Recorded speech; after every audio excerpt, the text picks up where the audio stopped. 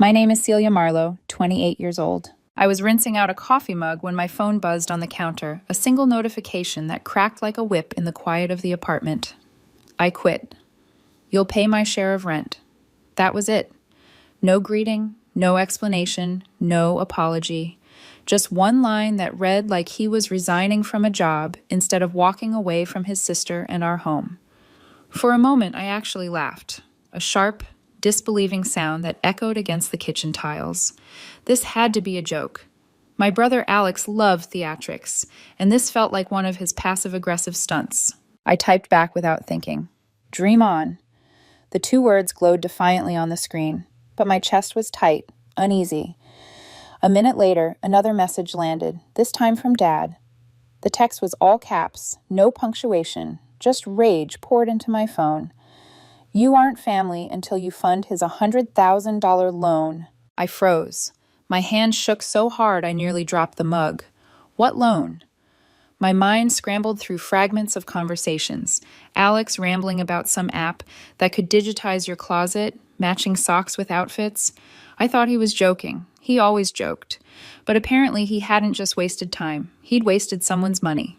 A lot of it. And now I was supposed to clean up the mess. I walked down the hallway, each step heavy, the silence too loud. His door was wide open. Inside, nothing. The mattress gone. The desk gone. The closet stripped bare. No hangers, no socks, no smell of his cologne lingering on the air. He hadn't just left. He had moved out with surgical precision while I was at work. The emptiness of the room pressed on me, and for the first time I believed the text. He was gone, and he expected me to shoulder the fallout. I sank onto the edge of my bed, phone still in my hand, staring at Dad's message. You aren't family. The words cut deeper than I wanted to admit.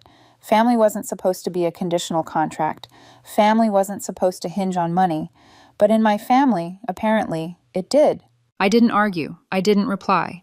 I'd played that game too many times. Defend yourself. Explain yourself. Try to reason with people who didn't want reason. This time, I was done playing. Instead, I opened my banking app. First, the joint credit card Dad convinced me to co-sign. Frozen. Next, the backup debit card Mom sometimes used. In emergencies. Locked. I scrolled through autopays, linked accounts, shared subscriptions. Canceled, canceled, canceled. I even called the electric company and removed Alex from the account. If they wanted darkness, they could live with it. The motion steadied me, like I was stitching up a wound. Each click, each freeze, each lock was a way of reclaiming control, but I wasn't just reacting. I was planning.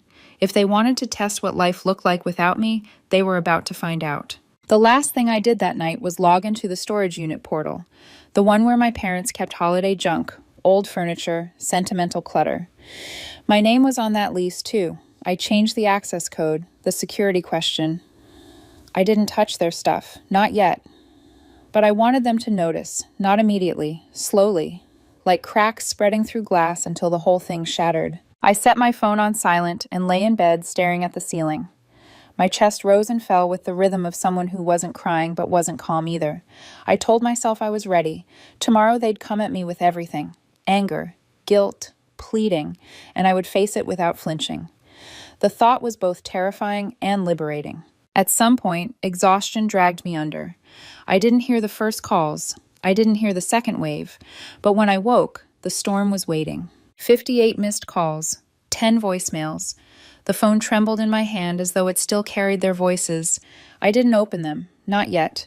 Not because I didn't care, but because I cared too much. I knew what those messages would sound like. Alex alternating between rage and victimhood, Dad barking ultimatums, Mom sighing her way through disappointment. My stomach clenched, just imagining it. Instead, I called Uncle Rob, Mom's brother. The only one who had never asked me for a dime, never guilt-tripped me, never treated me like I owed him for simply existing. When he picked up, his voice was low, steady. Celia, I've been waiting for this call. I told him everything. The rent, the loan, the blackout. My words spilled fast, jagged. For a long moment, he was silent. Then he asked, gently, Do you want to know what they really say about you when you're not around? My breath caught. A part of me wanted to say no. But another part, the part that had been bleeding for years without a wound in sight, whispered yes. They don't think you'll ever cut them off, he said quietly. They think you need them too much. They laugh about it sometimes. At your cousin's wedding, I heard your mom tell Carla that you only think you're better because you pay your own bills. She said if you ever stop helping, you'll learn real fast who your family really is. The words settled heavy, like wet stones in my chest. He went on softer now, as if trying to cushion the blow. Your dad's told me more than once that you owe them for your difficult teenage years, that therapy at 16 was something they endured, not something they supported, that they carried you, and now you should carry them. I closed my eyes. Memories flickered, sitting in the back of Dad's car on the way to therapy, staring out the window while he gripped the steering wheel, silent but simmering. Suddenly those memories sharpened, took on a new meaning. And then, Uncle Rob added, after you got that promotion last year, they had a whole conversation in the family group chat. Not the one you're in, the other one. The one where they planned things without you. They were excited, said it meant they could lean on you more. They never expected you'd say no. The ache in my throat burned. I whispered, there's another group chat? Yes, been going for months. I saw it once, by accident. I thought maybe you knew, but I guess you didn't. Silence stretched. I could hear him breathing, waiting. Finally, I said, thank you for telling me. My voice cracked, but I didn't cry. Not then, not anymore. After we hung up, I stared at my phone for a long time. The missed calls, the buzzing silence. For years, they had trained me to feel guilty for standing up for myself, to bend, to explain, to defend. But tonight, lying in the dark, I felt something new, resolve. I opened my laptop and drafted an email to our landlord. Short, professional, detached. Alex had abandoned the lease. I'd cover the next 2 months if he terminated early. He replied within the hour, fine, as long as the place was vacated by the end of the month. I booked a U-Haul. I started boxing everything that was mine. Pots, electronics, my bed. Everything else I stacked by the door, labeled with Alex's name. The act was strangely satisfying, like carving boundaries into cardboard. At the storage unit, the air was stale, fluorescent lights buzzing faintly overhead. I photographed every item. Lamps, a dusty recliner, Mom's old holiday wreaths. Then I sent an email. You have 10 days to transfer this lease. After that, not my responsibility. That night, I muted every chat, silenced every alert.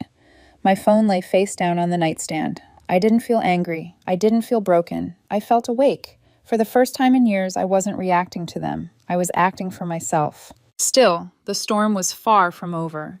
Morning cracked open like a dropped plate. The first thing I saw was the glow of my phone lighting the ceiling, vibrating with the momentum of an avalanche. 58 missed calls, 10 voicemails. The numbers didn't look real, as if a spam bot had figured out how to mimic my family's need. I sat up and watched the notification banner scroll through names I knew better than my own. Alex, Mom, Dad, unknown, unknown, Alex again. I didn't press play. I poured water, waited for the kettle's thin whistle to return my focus to something simple, something that wouldn't ask me to fix it. When the kettle clicked off, I finally tapped the first voicemail. Alex's voice came out too loud, like he was yelling from the other side of a locked door. Celia, what the hell is wrong with you? You froze my card? You know rent is due in 3 days? This is your fault. You always do this. Turn everything into a power move. I had a plan. You just don't get how business works. His breath hitched. Call me back. The next was from Dad, clipped and rehearsed, the way he sounded when he needed a favor, but wanted to pretend it was a moral duty. Celia, this attitude is beneath you. Your brother is under pressure. Family stands up when things get hard, not when things are easy. We'll discuss repayment schedules and accountability when this is resolved. For now, do the right thing. Mom's message floated on a sigh. Sweetheart, I don't know what happened, but you're scaring me. We're a family. We don't punish each other. Call me, please. That last word felt like a trick, a velvet rope disguising a tripwire. I set the phone down and stared at the window. The city outside was just waking. Delivery trucks, distant horns, a jogger with a blue windbreaker flashing through sunlight. Normal life looked possible from here, even easy. Mine had never been. I opened my email. The landlord had replied at 6:11 a.m., confirming early termination if the apartment was vacated clean. I answered with a firm yes and offered to send photos when I finished packing. His thumbs up emoji arrived within minutes, obnoxiously cheerful for such a clean severing. Then I returned to logistics. Electric company, confirmed. Alex removed. Internet service, switched to my new place effective end of month. Streaming accounts, passwords changed, email updated, device list wiped, autopay purge complete. My chest loosened with each completed task, a tightness I hadn't known I carried, slowly dissolving like frost in sun. By late morning, my phone began ringing from a blocked number. I ignored the first attempt, then the second, picked up on the third by accident because I thought it might be work. Celia, Dad said, voice softened, the performance shifting acts. I overreacted last night. That was not fair. I'm stressed. We're all stressed. He let that sit, fishing for sympathy. You know your brother had a rough time in school. He's finally found something he loves and people believed in him, and now— Who's in the family group chat? I asked. Silence expanded on the line. He wasn't expecting that. That's not important, he said eventually, careful, slow. That's enough, I said, and hung up. I didn't raise my voice. I didn't explain. The click felt like choosing a door and walking through it without looking back. At noon, a courier dropped a fancy gift basket at my door. Cheeses I don't eat, tea I don't drink, a candle that smelled like an expensive hotel lobby.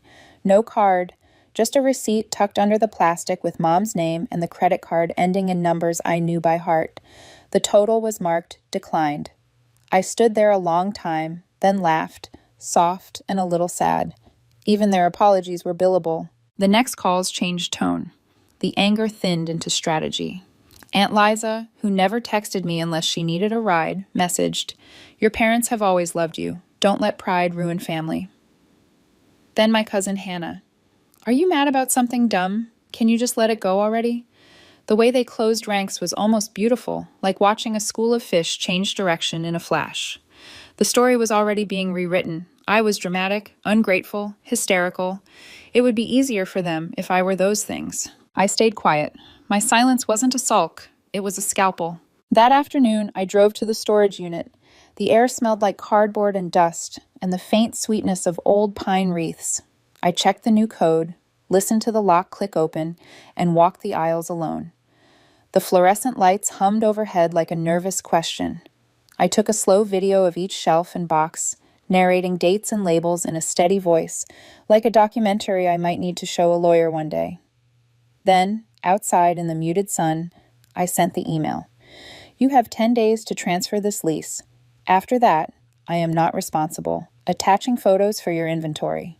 On the way back, a Venmo notification pinged.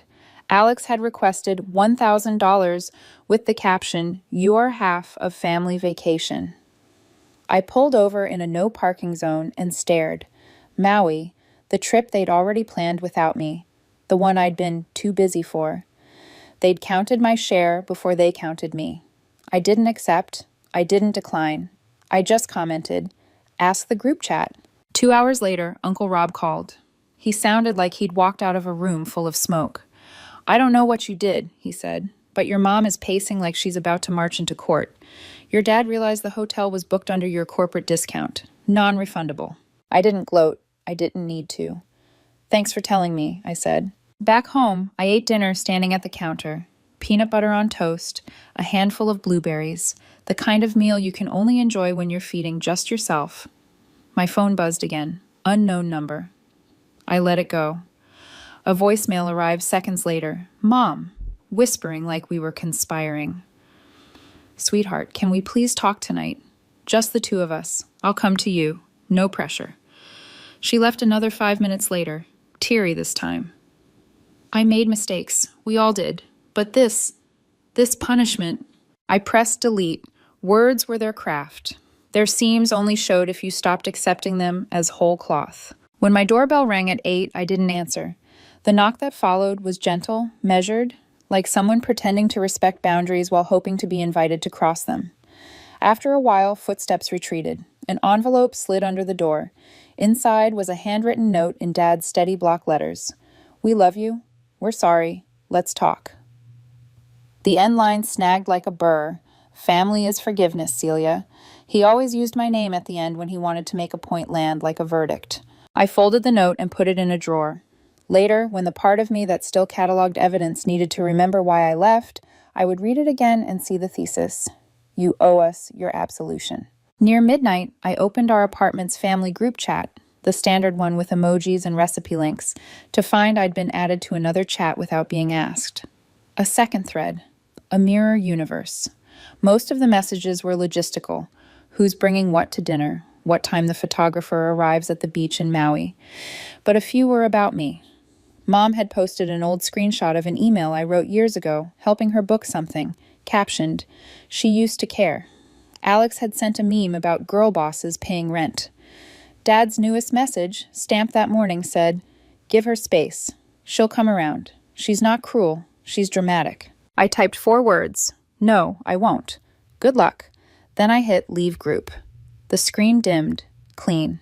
The next day, while I wrapped dishes in crinkling paper, the phone rang again, Lena's name flashing across the screen. My old boss. We hadn't spoken since I left the firm. I hesitated, thumb hovering, then took the call. Her voice was brisk as ever. "Your father introduced himself to me at a charity thing last night," she said.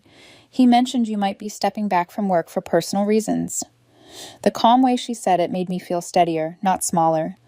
"I didn't believe him," she added, "but I thought you should know." A low, cold line traveled down my spine. "Thank you," I said, and meant it. After we hung up, I went very still. I hadn't pulled the thread yet, but a picture was forming. The loan, the rage, the family chat, the gift basket, the discount. Now my job. If I didn't return to orbit, they were willing to tilt my world off its axis, not just to keep their house from slipping, but to keep me in roll. Night fell. I sat on the floor among half-packed boxes, light pooling in corners, the living room quieter than it had any right to be. I breathed in, breathed out, and pictured the old laptop in the back of my closet, the one I used when I still lived at home, when I scanned Dad's papers because he didn't trust the cloud. He'd given me logins, asked me to be his brain. I hadn't thought about that machine in months. I stood, crossed the room, and dragged the box labeled Celia, Misc Tech. Dust dipped my fingers as I lifted the lid. There it was, the slate gray machine, still scarred with a sticker I'd half peeled off years ago. I set it on the table and plugged it in. The screen blinked awake, a slow, dim inhale. Somewhere in this metal was a map of why my phone was full, why my chest had been too. I didn't open it yet. I closed my eyes and let the hum fill the room. Computer fan, refrigerator, the city's distant breath. Tomorrow I'd go looking. Tonight I would sleep. Let them plan. Let them guess. Silence, I was learning, could be louder than any speech I'd ever given. I turned off the light. The next morning, I sat at the kitchen table with the old laptop open in front of me, its low hum filling the silence like a heartbeat.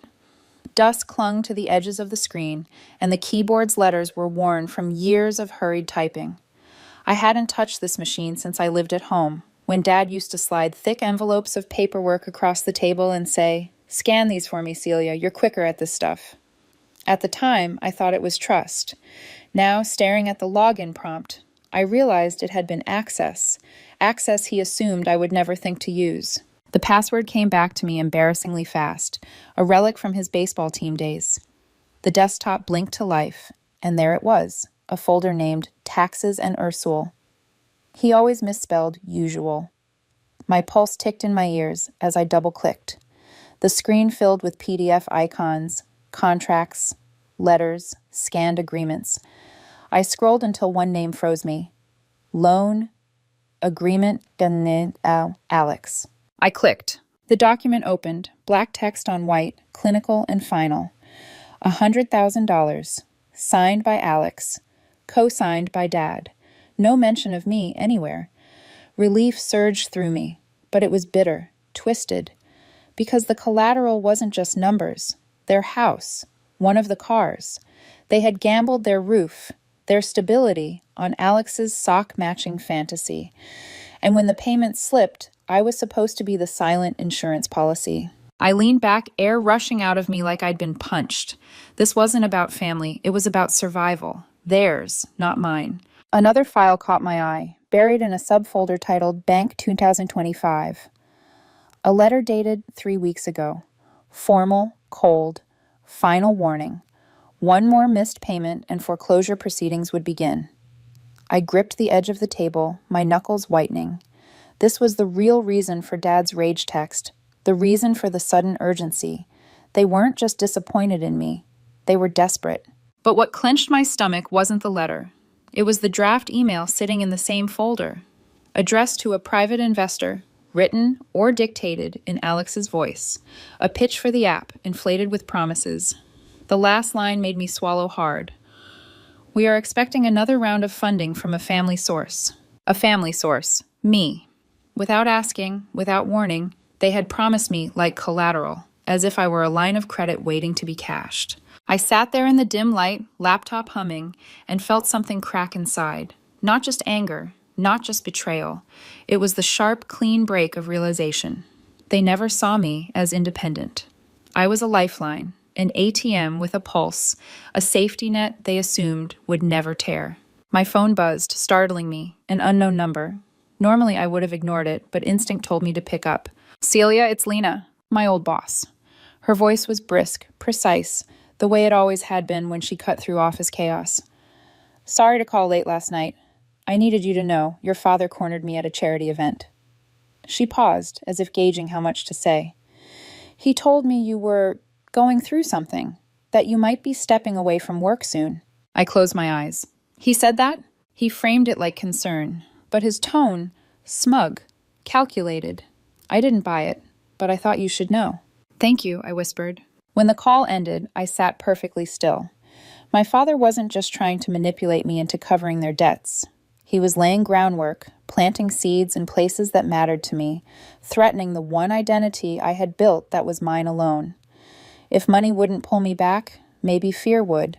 Fear of losing my reputation, my career, my future. I stared at the email draft on the laptop screen, the words family source burning holes through me. My throat felt raw. For years, every ride to soccer practice, every cake baked on my birthday, every sigh laced, "We sacrifice for you," had been tally marks in their ledger. Now here it was in black and white. I wasn't their daughter. I was a balance sheet. I snapped screenshots, loan agreement, warning letter, investor draft, saved them to a secure drive, not to use, not yet, just to have, proof, armor. Then I opened my email and typed 2 words in the subject line, Selena. Blank body. Sent it to Dad. I wanted him to feel the weight of that name, the uncertainty of what I knew. I wanted him to sweat, to wonder how much of the mask had slipped. 2 hours later, a reply landed in my inbox. 8 paragraphs. The first, an apology. The second, excuses. Parents make mistakes. The third, nostalgia. Me learning to ride a bike. The fourth, deflection. I'd always been too independent. The fifth, twisted pride. He only spoke to Lena because he was proud. The rest, a tangle of guilt, manipulation, half-mended ropes. Not one word about the loan. He knew. He knew I'd found it. He just didn't know what I would do with it. I didn't reply. I didn't threaten. I didn't announce. I just waited. That evening, Uncle Rob called again. His tone was lighter this time, almost amused. I don't know what you stirred up, but your dad's face at dinner tonight. Celia, he looked like he'd seen a ghost. I smiled faintly, though he couldn't see it. Good. Rob hesitated, then said softly, "They're scared now, scared of what you might do." And for the first time, I realized he was right. I didn't have to strike. The silence was enough. The possibility was louder than any proof I could wield. The family thought they'd backed me into a corner. What they didn't realize was that I'd stepped out of the room entirely. And from outside, I was starting to see just how fragile their house of cards really was. By the weekend, the air around me felt different. Not calmer, not safer, charged. Like a storm was circling somewhere nearby, building but refusing to break. My phone wasn't buzzing every hour anymore. The missed calls slowed, but not because they'd given up. It was because they were regrouping, whispering in corners, rehearsing new angles. I could feel it. The silence was heavy, strategic. Uncle Rob confirmed it 2 nights later. Dinner was a mess, he said when he called, his voice carrying both exasperation and glee. Your mom raised a glass to healing, your dad muttered about moving forward, and then Alex slipped. He said you'd come around soon because you always do. I couldn't help myself. I laughed, out loud, told them I wouldn't count on it. I pictured the scene in vivid detail, Mom's tight smile faltering, Dad's hand tightening around a glass, Alex's face paling under the weight of his own arrogance. The thought made me chuckle, but there was no real joy in it, just the strange satisfaction of seeing illusions crumble. They looked at me like I'd just set the table on fire, Rob continued. And then I told them you knew, about the loan, the missed payments, Lena's warning. I told them you had more than they realized. I pressed the phone tighter to my ear, and what did they do? They went quiet, he said simply. Quiet like people who finally know the wolf is already in the house. That quiet stretched into the following days. No more pleading voicemails, no more dramatic texts, just silence. And silence was louder than any apology could have been, because silence meant they were afraid. Still, they tried. The next volley came not through anger, but through careful words. Mom's email arrived on Tuesday with the subject line, "A chance to talk." 6 paragraphs long, each word chosen like a lawyer drafting a contract. She spoke of communication gaps, of unity, of "we realize now."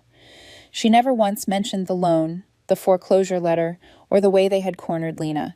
Instead, she invited me to dinner. One night, one meal, to talk things through.